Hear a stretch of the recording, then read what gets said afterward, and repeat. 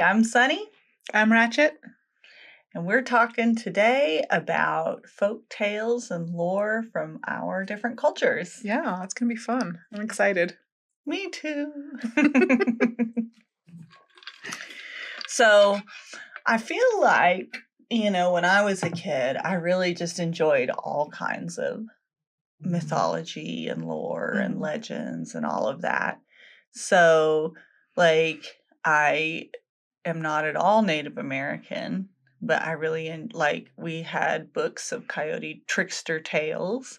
I also like the African stories about Anansi, the trickster spider. I used to read a lot about Greek mythology. Yeah. I think I checked out every book our library had on mythology, Greek mythology. And then I got into Norse mythology. But I do have one Irish story that I remember, so I will share that.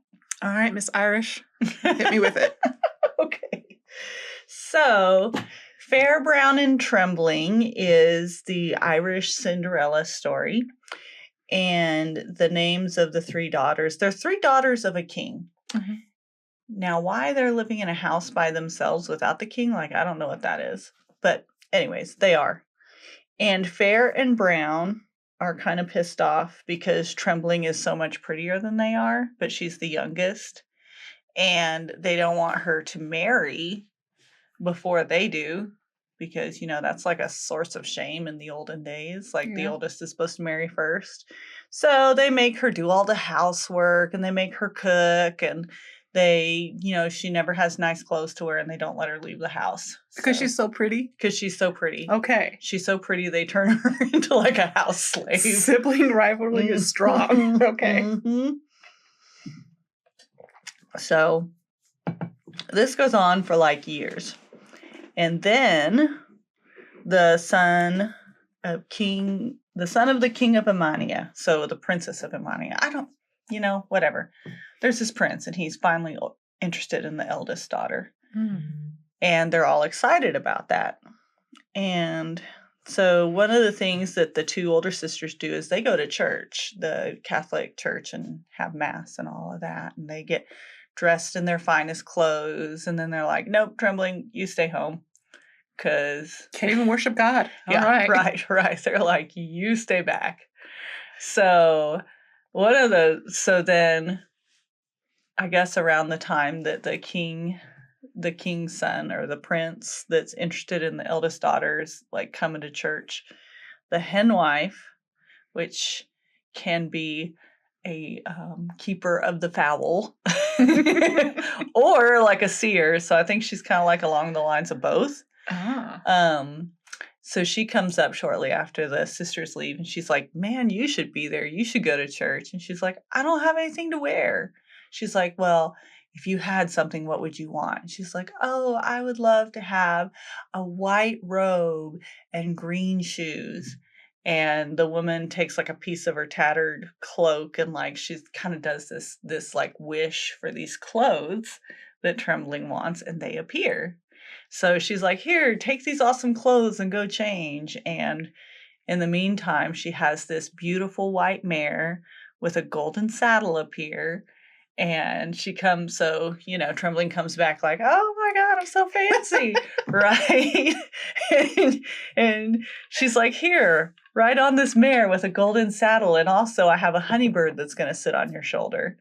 And a honey ring, which I don't know what that is, for her finger. But I guess it's a ring and a bird and a horse that's magically taking her there. But she's like, but you can't actually go inside the church. And when they start to rise for mass, you've got to leave. What? Yeah. Okay. So, she goes and she watches, inside from the outside. I think what I envision with this story is that the doors must be, open and not shut. So she's watching from the open doors. Because in this tale, it's the people from the church are looking ooh, who's this fancy lady? And a golden saddle. Yeah, exactly. She's got a honey bird on her shoulder and shit.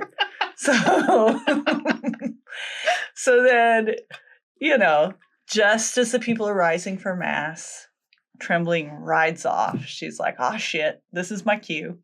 And she gets home and changes back into her old clothes. And she discovers that the henwife has gone and made the meal while she's gone so that it appears like nothing happened. And the sisters come home and the henwife's like, so how was church? And they're like, oh my gosh, there was this beautiful lady outside. She had the finest robes and everybody was looking at her and not us. We must get these robes. And so they tried. They got some robes, the white robes, the green shoes, and they're like, look at us. We look like the fancy lady. Because I guess they don't have any original ideas for their outfits. But they're not as good, right? Because they're not magical. No. Yeah. So then they get in their little copycat outfits and go off to the church. And the henwife comes again. And she's like, so, you should go to church again. And she's like, but I don't have anything to wear. And so they go through the same cycle again. She's like, well, what do you want? And this time she's like, I want a black dress and red shoes. Like she's like going the whole other spicy. end. Yeah. She's going as spicy Cinderella today. So she does that.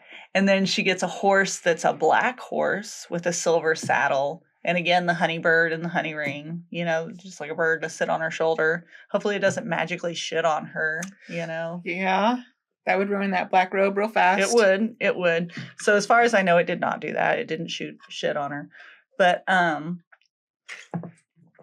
so she goes to the church again and it's like the same deal. But like now people are like, oh my God, it's that fancy lady twice.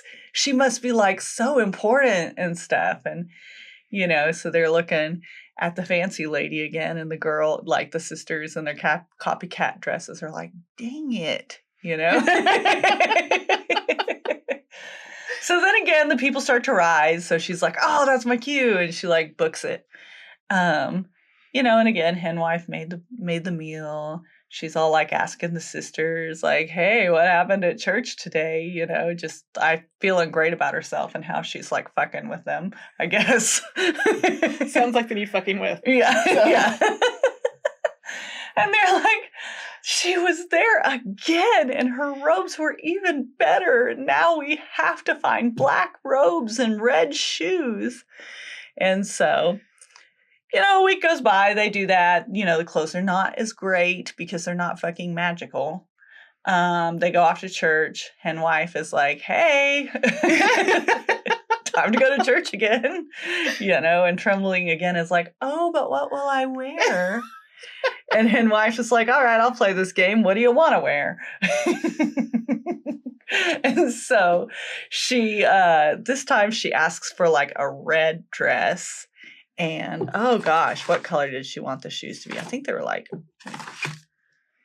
red dress. I don't remember what. I think maybe a white shoe. Okay. Anyways, color's not that important. It was important to the sisters because they're like, fuck, because they can't keep up. But anyway, we'll say a white shoe. Anyway, so then this time the henwife like asks her what kind of horse she wants. And it's a blue horse with diamond shapes in it on a golden saddle. like she's just like, you know what? I'm gonna make something up that doesn't even fucking exist. Yes, blue horse. I will even there's a color that the diamonds are. We're gonna figure this out. So the horse was... She's getting kind of needy there, isn't she? She's like, well, you give me whatever I want. Like, prove it that you can, I don't know. Oh, gosh. This story gets even more hilarious. I wish this was the story people knew instead of Cinderella because it's funny.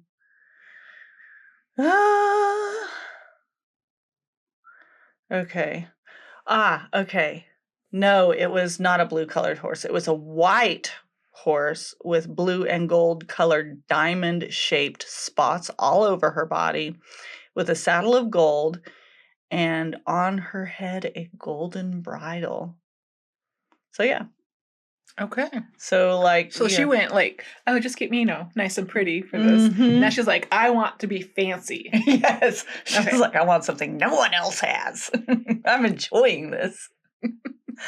So, like, she gets herself all fancy. She gets ready, honeybird and honey ring again. And, like, tales of this mysterious, beautiful, fancy lady that, like, waits outside the church has kind of, spread throughout the land. And so, like, there's all these, like, princes and stuff coming, and the church is so full that, like, people are, like, waiting outside and stuff, and she can barely get inside the gate. So this third Sunday, she's there, and she's like, as soon as mass is over, she's trying to leave, and the prince, the one of Amania, the one that was originally, had the hots for the oldest sister, Mhm. he's like, God. He like grabs onto her foot and has hold of her shoe. And she's like sitting there like, oh my God, freaking out. And she's like riding off, and he's like drugged several feet, like and he finally like, Stalker much? I know. So he falls and he still has the shoe in his hand. He's like, yes, I have a clue. So yeah, but she's like freaking out. She's like, oh my gosh, the hen wife is gonna be so mad at me that I lost this shoe. And she's just dreading it. And she gets home and tells the hen wife, she's like, oh, it's okay. No big deal. This might be the best thing that ever happened to you. Okay. So this hen wife had a plan all along. I mean, she is magical. So. She is magical. Yeah, she was a seer, and she's like, if I make her mysteriously sit outside, eventually one of those princes will be crazy enough to tackle her. Yeah. Talk about courtship. I know, right? Right. It gets better.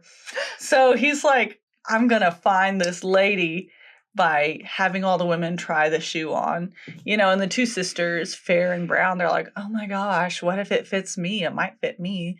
They were so excited, which is stupid because, like, he already knows who they are, right? Like, because he was in love with the eldest, and she's sitting there in the church trying to copy, but whatever, you know what? They weren't, nowhere does it say they were smart. Anyway, so he eventually gets to their house, and, Fair and Brown try on the shoe, and it doesn't fit. And he's like, is there anybody in the house at all? And they're like, no. And then Trembling's like, what? And she comes out. She's like, I'd like to try on this shoe. And so she does. And then he's like, oh my gosh, it fits you. And she's like, yeah, and I can prove it's me. Just like, hang out here just a second. And she goes to like the hen wife's little area hut or something. And she goes and she like gets the white robe and the green shoes and comes back on the white mare with the golden horse. And she's like, see, it's me. And he's like, oh my God. And she's like, wait, there's more. So she goes back to the hen wife's house and puts on the other robes, the black dress with the black robes with the red shoes and the black horse and silver saddle, and comes back and he's like, oh my God, this is so cool. Oh, I think I forgot to mention that this prince has a pack of other princes that were showing up in the area, and like they were like this mob of princes going around with him. So anyways, because he can't be a big boy. Got it. Yeah, no. Sorry. Well, it gets crazier. So then she goes back and does like the final outfit, right? With the white horse with blue and gold diamond spots and a golden saddle and bridle, and her like white outfit and like red shoes or something, or white. No, is red dress, white shoes, whatever, except for of course the one shoe that she's missing. And so he's like, oh my God, it is you. Not that he was ever questioning. I think she just had to make a show about it because she's like, bitches, this is for making me never leave the house. Anyways, so the guy's so excited. He's like, oh my gosh, I want to marry you. And all the princes around are like, oh, what? If you think we're going to let you marry her without fighting you, you better have a second thing coming. Oh my goodness. So then the story describes his different battles right there. He has these sword fights with all these different princes. In the living room? Like, I hope they took it outside. I hope they did. Because, like, he saw the horse. Like, hopefully she didn't ride the horse into the living room. I don't know. That's true. That's true. But anyways, so these princes all out brawl with each other. And then the Prince of Amania wins. And they have their, they set a wedding date and they get married and it's all super great. And then I think she invites her sisters to live with them. But then she somehow finds a way to kind of off them, I think. She's like, okay. No, it wasn't Trembling that offed them. She allowed them to come live with her, and then one day when her prince or her, whatever, they were off on a hunt, the two sisters went on a walk.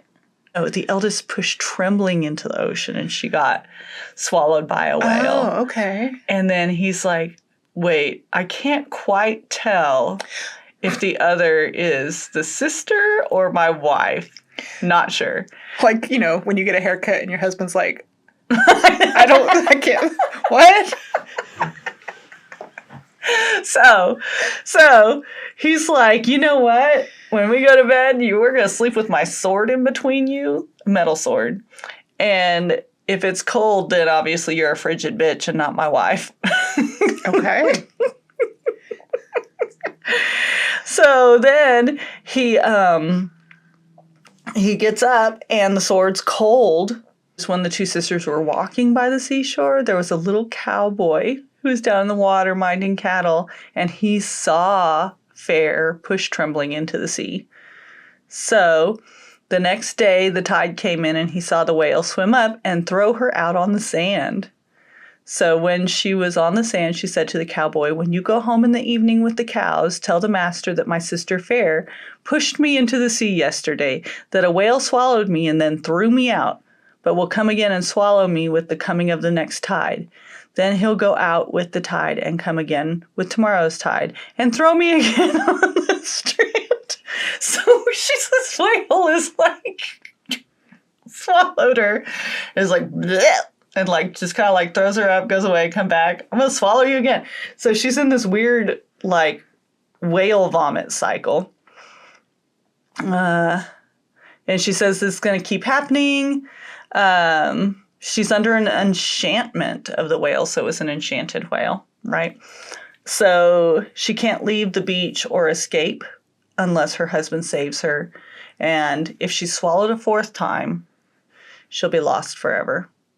So he must come and shoot the whale with a silver bullet when he turns on the broad of his back under the breast fin of the whale in a reddish-brown spot. God, that is so specific. That is very specific.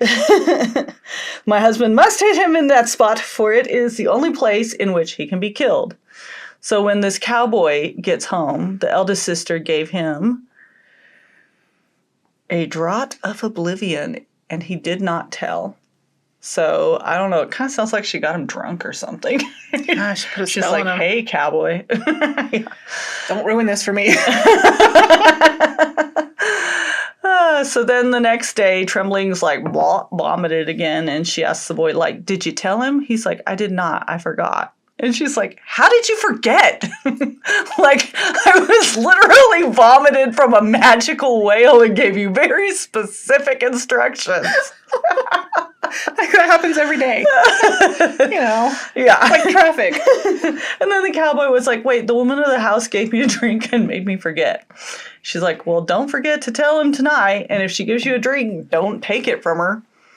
So as soon as the cowboy gets home, the sister offers him a drink. He refuses it until he's delivered the message and told the master. The third day, the prince went out and down with his gun and silver bullet in it. So the whale comes, throws up Trembling on the beach. She had no power to speak to her husband till he had killed the whale. The whale went out, turned over once on the broad of his back, and showed the spot for a moment only. That moment the prince fired. He had but the one chance, and a short one at that, but he took it, and he hit the spot, and the whale, mad with pain, made the sea all around red with blood and died. Very dramatic. Yes. So then Trembling's able to speak. And she's like, oh, hey, thank you. Let's go home. We have some questions that we need to talk about. Not questions, but we have some things we need to talk about. Yeah. By the way, my sister's a real bitch. So they go home and they send word to her father, so Trembling's father. So they tell on Fair for pushing her into the sea into a whale and all that shit. So the father finally comes around and he tells them that any death he chose to give her, to give it. Oh, so he's like, you can fucking kill her, I don't care. He's like, fuck that. Family ties, Fair's man. a goner, yeah. So the prince was like, told the father he would leave her life and death with himself.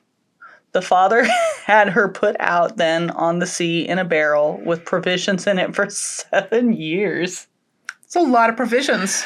Yeah, actually, like, that's a big fucking barrel. But I mean, like, if you're going to survive on the sea.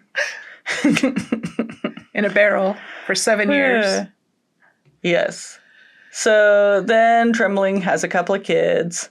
She sent the cowboy to school, trained him up as one of their own children, and said, if the little girl that is born to us now lives, no other man in the world will get her but him. So their daughter and the cowboy become betrothed, and the mother says to her husband, you could not have saved me from the whale but for the little cowboy on the account.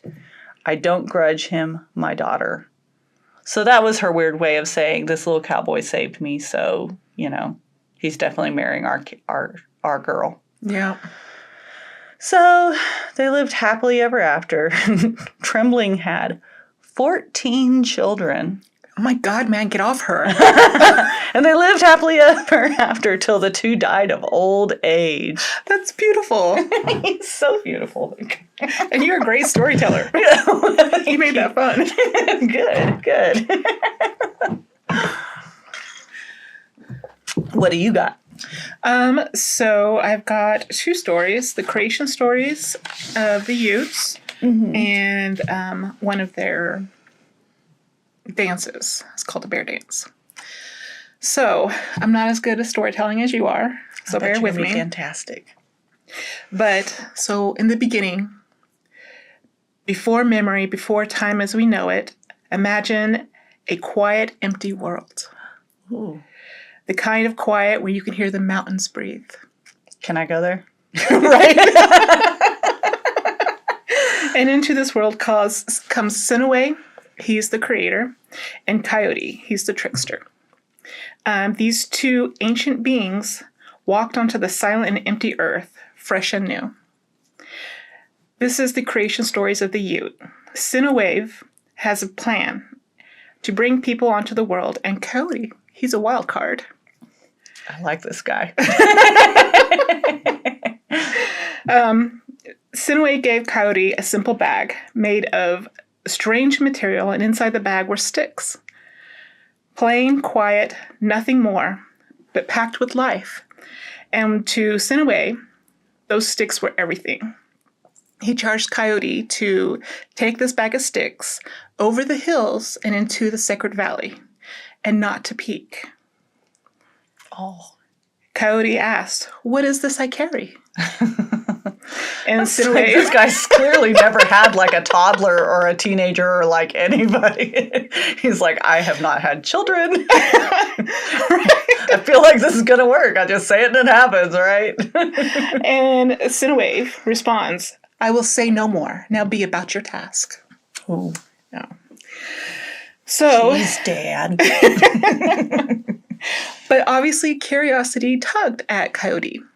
As soon as he crests the first hill, out of sight of Sinaway, he peeks, and the sticks spring to life. Voices, movement, language, laughter, and cries. Ooh. They spill onto the earth and scatter. And Coyote panics. He's scared now. So oh, shit. he's trying to gather these people up But he can't. He's like, wait. I don't want to get in deep shit with Cindy. Come on. He can't gather these other people up. So he takes what's left in the bag and he folds it up carefully and he holds it close to him. And he goes over the mountains and into the sacred valley. And in there he gently releases the rest of the sticks who become people. And these people are the Utes. I like how this story talks about why they're great and other people are assholes. They do. Yeah. Okay. So Sinaway is disappointed in Coyote. Mm-hmm. You foolish thing. Do you know what a fearful thing you have done? Those who escape the bag will forever war with the Utes, and they will be a thorn in their sides. But then Sinaway made a promise. Though the Utes were few, they'd be mighty in spirit, valiant in heart, courageous, and forever tied to the mountains. Ooh. He then curses Coyote to forever wander the world on all fours. Wait, he could walk on 2 feet at first? Mm-hmm. Oh. Apparently, yeah. Because that's the divine way to walk. Yeah. Is on 2 feet. I just see a dog man. Yeah. So Coyote is cursed. He is forever wandering under the sky, bound to the earth, a reminder of impatience and curiosity have consequences. And this is how the Ute people came to be, not by migration, but by divine purpose. And they have always lived here in the mountains. And they will forever, though they are few, they carry the strength that echoes through the valleys, the peaks, and their stories. Now, here's what I love about this story and what you can take to heart. This is not most creation myths. It's a lesson. Strength isn't about being the most numerous. It's about spirit. It's about connection to the land. And let's be honest, Coyote was a pain, right? But he reminds us that curiosity does have a consequence. And also that even though we may be few in numbers, we can still make a difference in this world. I like that. So that is the creation stories of the Ute. Mm. And then one of their oldest celebrations is the bear dance. And so this bear dance isn't just about a dance, it's a story. It's survival, it's renewal, and it starts way back, before roads, before cities, before noise. Just the mountains, the winds, and 2 brothers going hunting. Ooh. Now, these brothers were in the mountain, and the day was long, and they were tired. One of them decided to sit down and take a break, and the other went hunting. So as this brother is sitting on the floor and just relaxing, he hears this roar.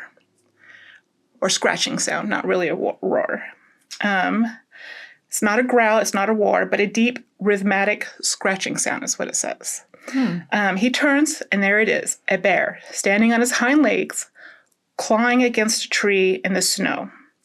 A powerful rhythm, almost like dancing. The bear scratches, steps, pauses, scratches again, and then the brother realizes the bear is teaching him something. Oh. And the bear shows him the rhythm, the moves, the energy, the renewal of after winter, and then the bear teaches him a song. The song rooted in strength, survival, coming back to life after a very long and cold winter. The brother goes back to his people and teaches them the moves and the music of the dance of the bear. And from this gift came the bear dance, one of the oldest Ute ceremonies that we have today. And here's what makes the bear dance special. It happens in the spring after the first thunder. And that's when they know that the world is waking up again. Mm-hmm. So this bear dance is where, because there are 3 different tribes of the Utes, but they would all come together during these, the spring festival, the bear dance, and they would do betrothals, courtships. They would figure out where they're going to be migrating to next, where they're going to be hunting in the next area. And they still do this today. And I love that. This is still, it's in March, and it's still practiced today. That's really cool. Yeah. Wow. I like that. Yep, that's what I got. Yeah. I like it. Those are good stories. I have one of my favorite, like, kind of myths is a Japanese folktale. And I'm going to share it just because I like it. All right. It's about the rabbit and the moon. So I don't remember what the two other animals are, so I'm going to make it up. Okay. All right. Let's say there is a tiger, a fox, and a rabbit, and they're living on the land, minding their own business, just doing their own thing. And one day, the moon, who's up in the sky and super lonely, is like, you know what? I need a friend. I'm going to challenge these three characters here and see who's the coolest. So the moon comes down and talks to these three animals, and he's like, so I'm hungry. You guys need to go find me something to eat, and whoever gets me the best food gets to come live with me in the sky. And so they're like, oh, yay, live in the sky with the moon. And so yes. Yeah. So they go to hunt and find something. And, the tiger, he finds something like a rat. He's like, here, moon, eat a rat. I don't know. I don't remember what animal he finds. Rat sounds good. Yeah. And then the fox comes back, and the fox is like, look at this, I killed a bird. You want to eat a bird? Birds are good. And the rabbit, who was searching in despair and was like, what the fuck am I going to do? He finally is back, and he's like, Moon, I suck. You know what? Just eat me. I'm going to throw myself on the fire for you. And he's like ready to jump. And the moon's like, no, wait. She's like, the moon's like, you're clearly the coolest. Okay. Like, calm down and do not jump in the fire. Like, you can come live with me. It's okay. It's okay. And so that's how the rabbit came to live in the moon. So they don't see a man in the moon. They see a rabbit in the moon. And when I look at the moon, I always see the rabbit, not the man in the moon. That is awesome. Yeah. I like it. I love you learn something new. I like that.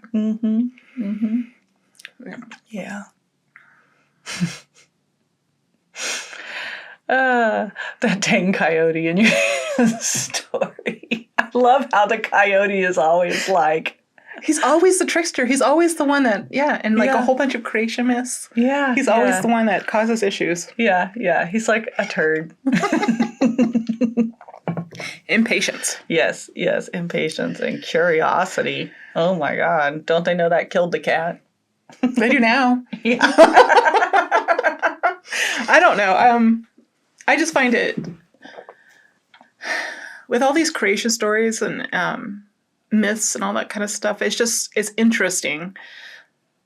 Like Synthwave is the creator for the Utes. And then of course we have like God and Allah and all those other ways that we commune with the creator, or whatever you want to call him. But they're supposed to be all-knowing, right? Well, in monotheistic religions, that seems to be true. But like in Greek mythology or Norse mythology, they're kind of assholes. Yeah, I was gonna say they're a bunch of jackasses. Like they're super immature and they give zero shits about people. They're like the cool kids in school, the jocks. Yes, exactly. Their little clique, and everybody else is just peons. Yeah. They're like, hey, humans, fuck you, entertain me, whatever. Oh, I'm pissed off today, so like Persephone and Demeter. She's like, my daughter's gone. Nobody's gonna celebrate life anymore. That's when we got like fall and winter. Right. But or you have like Cronus, who's like, I don't want my children to like steal my spot, so I'm just gonna eat them. Right? Yeah. We as people, we come up with these supposedly we come up with these ideas of how creation happened, how our gods are, and we give them these personalities and these identities. And we're supposed to worship them, but then it's like, Synthwave knew Coyote was going to do that. Well, yeah, I know. I didn't want to disrespect you, but I was like, he fucking did that on purpose. He's like, I need it to go all over the place. And it's going to be somebody else's fault, not mine. I mean, does he not know who Coyote is? Everybody knows who Coyote is. Like, literally, it's you and one other person. Like, you've had time to get to know him, right? It's an empty world. It's just the two of you guys, man. I know. Like, you already know he's an ass. You said it. But you knew he wasn't going to do it. So, I mean, I like the fact that, it's supposed to tie in the whole, different tribes and all that stuff. So that was kind of cool. But it's just, I don't know, I was reading this and, like, talking about it and stuff, and I'm like, it reminds me of Judas. Like, in how they say everything happens for a reason, and God had to be crucified for our sins. That means Judas had to have betrayed him. He had to have betrayed him for him to be able to be persecuted and sacrificed. But everybody hates him. Like, he is... Nobody likes Judas. Yeah, like, fucking Judas. But he's the whole reason why we are supposed to be able to be, loved by God at this point. Yeah. Yeah. So I don't know where in, like, our histories or where we're like, okay, so we know this is going to happen. We know this is the end cause. And all these things have to happen for this end cause. But we have to make a martyr out of Coyote, out of Judas, to make that end result. And I can't wrap my head around it. It's just, I'm confused. It confuses me. Because if I was the creator, there wouldn't be a coyote. Because I would just do it myself. It's also kind of like the Garden of Eden, God's like, don't eat from that tree. Apples are bad. And then, like, this lady listens to a snake of all things. Yeah. But they didn't die. Eventually. Well, I know, but isn't that the reason? Like, it's the tree of good and evil, and he told them that if they ate from it, they would surely die. Yeah. They don't die. They lied. Were immortal before. But also, yeah, like, I'm like, he's all-knowing. He knew. Yes, it's got to happen. He knew. I feel and like now it's women kind of are like the epitome of, like, all things that are shitty in this world is from that original sin that had to have happened. That's just in Christianity. We're badasses. We are. But, it's kind of like, like when you know that your kid has lied about something and you ask them that question anyways. Because you're like, I'm going to see if you actually do fucking lie. Like, what if God's doing that? Like, he's like, I'm going to tell them not to eat from this tree. I'm just going to see if they do it because I fucking know they will. And then they do it. He's like, I fucking knew it.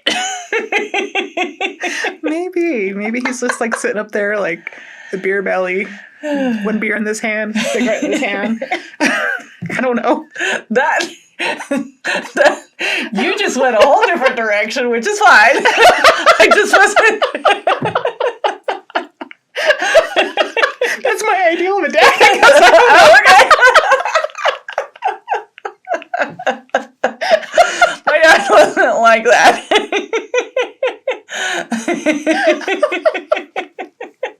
Well, but my dad was different. Like, he was, like, always working out and, really muscular, and smoking was bad. I mean, I guess the drinking, yeah, he would definitely have had the beer in his hand. He wouldn't have been smoking or dad bod, though. I mean, my dad doesn't have a beer belly, but he was smoking and coffee. I don't know if he ever drank, but definitely coffee.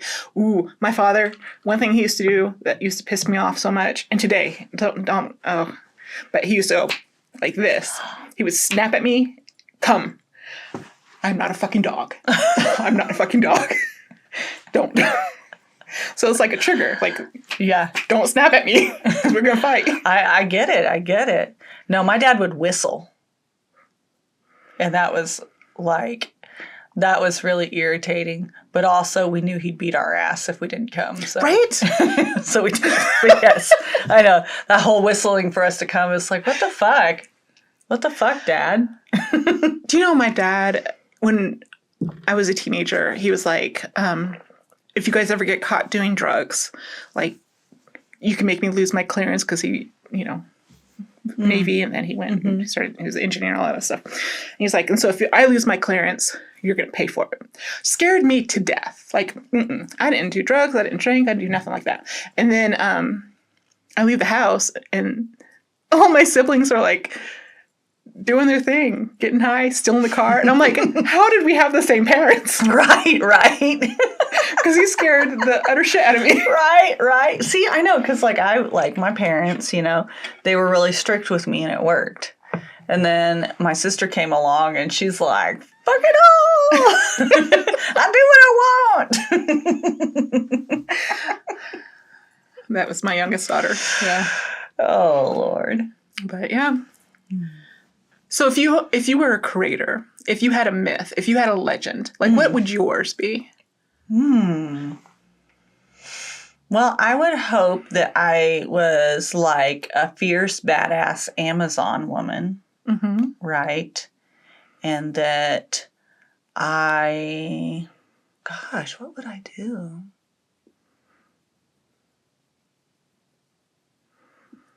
Men would have to come from our ribs. Okay, I like that one.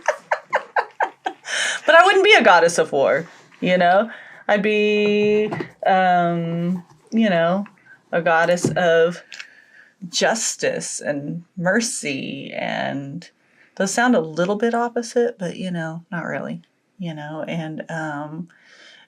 a goddess of the hearth and, all of those things. I don't know. I don't know who I my do sister know would be. One of my myths would probably be like, I mean, I like the whole do unto others as you've done unto you, I feel like that needs to come back. So I think that would be like one of my main things. If you fuck somebody up, expect it to come back around, like karma, but like this. Karma ain't waiting years. Right now. Justice. Yes. Swift justice. Yes. And some of them I'd like to be there personally. Oh, man. But I wasn't, I'm not a creator. We women are all creators. That is true. That is true. There is no life on this earth, no human life on this earth, let me reiterate that doesn't come from a woman. So the fact that we are discounted so often and through history is just crazy to me. So yeah, that's why when I was doing some research and I found the Morrigan and started reading about her, I was like, this woman's badass. Yeah. I mean, she's like, she maybe takes it a little far. Like she hits on a guy and he doesn't want any, and so she appears in like a form of all these animals, like an eel and a wolf and all this other stuff, trying to get at him to like just fucking kill him. And so then she finally comes as 3 old women to him and like gives an omen that he's gonna die, and then he's in battle and a crow lands on his shoulder as a mark of his death, and he like fucking dies, and it's because he like didn't want any from her. She's like, you don't want this? Well, fuck off, and also just fucking die. She was menstruating. Yeah. She was PMSing. Yes, exactly. It was her cycle and she was not pleased.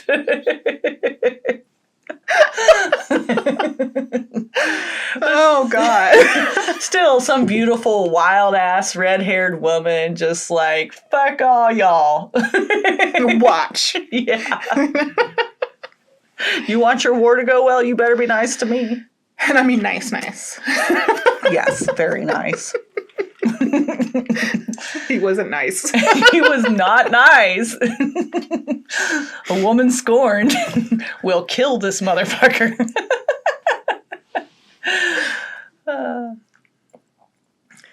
This has been fun. I've enjoyed this one. Yeah, me too.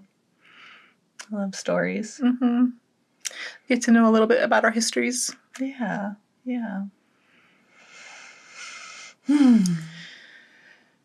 I hope you guys liked it too. You better like it. You better like it. She's got a little Morrigan in her. I mean, she is a deity in spiritualism. So, Yeah. I can stick the Morrigan on you. I like that she so I read that it's like a thing of like pagan honor to say the Morrigan. And so I almost want to start being like, I'm the Sunny. You are the Sunny. You are the one and only Sunny. Yeah, and you're the Ratchet. That's how we're going to start going. Yeah. The Sunny and the Ratchet. The Ratchet.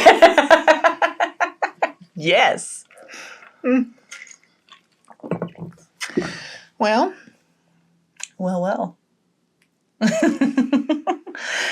Well, thank you guys for listening. Yes. And as the Ratchet said, you'd better like and subscribe. So, please, and thank you. Yes.